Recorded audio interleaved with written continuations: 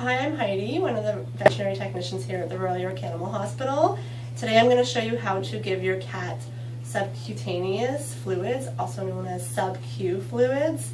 So normally it's for older pets. If they start to have kidney failure, your doctor may tell you to try doing the sub-Q fluids. And it really depends. Sometimes it's every day, sometimes it's every couple of days, and they'll tell you the amount you're going to be giving. So this is Wednesday. She's going to be our model today.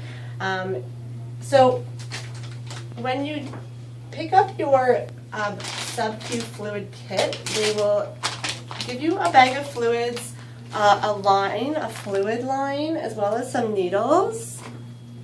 Stay up here, Wednesday. To put your kit together, you're just going to open the packages.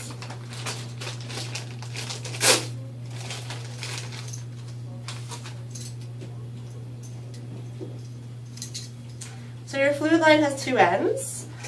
One connects to the needles, that's this end.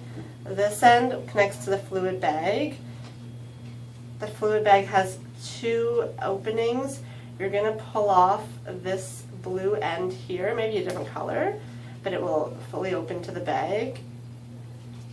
And then on the fluid line, you're just pulling off the cap. Now the end is sharp, you don't want to touch it, and you want to keep it clean and sterile.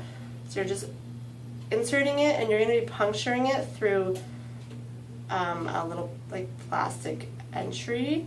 So you're going to push it down. It might take a little bit of force. Okay, so once it's in, and you should see that it's in all the way up to the line here where it fits in, you're going to lock the fluid line. So I'm just going to close this, and that pinches the line there, so fluid isn't going to flow downwards. And to get the fluid in the line, you're going to squeeze this here until about just under or at the line here. You want to put it up someplace higher. So we have a hook on here. You can put it at a table that's a little bit higher up, or you can put on a hook on your wall as well. So right now there's just air in the line. I'm going to run the fluid through. So the fluid lines, they have a wheel that you pull down and up, and you notice when it's up, it slides easily along. That means that it's open. If you pull it down all the way, it's closed and it won't slide. And it also will have a clamp. So that's closed, that's open. So I'm going to open the clamp and then open the wheel. And you can see that the fluid is running down. And I'm going to stop it. So the wheel adjusts how fast it goes as well. But I'm going to close it off completely, so now I have fluid all through the line, so it's primed and it's ready to go. Next, I would be adding a needle on. So your needles might look like this, they might look a little bit different, but they will have a cap on it. You'll need to break the seal, twist it, and now you're putting the needle on the end. So this just pulls down. And you want to twist this part here to secure it. So now the needle doesn't come off. You can pull the cap off and the needle is still on. And that's a new needle.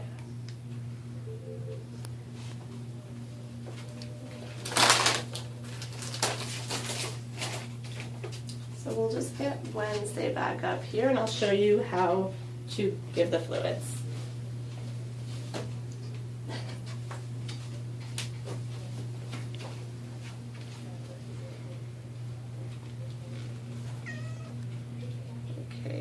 So you're going to be going in the sub-Q layer, subcutaneous layer, which is basically just under the skin. So you can pull up the skin anywhere on her body. You can feel that it separates from the rest of the body. That's where you're going to be inserting the needle. So we do it in an area where there's a lot of loose skin, which is the scruff between the shoulder blades, so back here. And that's where most people will tell you to put the fluids. One trick is pulling up the skin And then what I like to say is it's like a tent, and you're going to be inserting the needle in the opening of the tent. So right here. So I can feel it go in the skin. I release the skin after I push the needle in all the way. And you can see that the needle is under the skin here. I went straight and not down. You don't want to go down and hit anything else.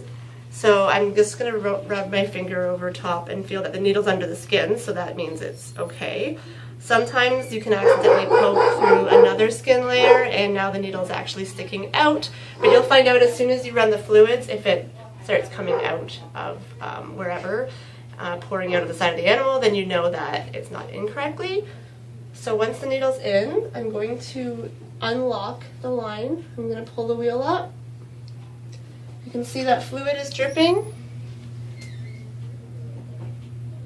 And it will go at different speeds. So I'm opening the line fully. So the wheel is fully open.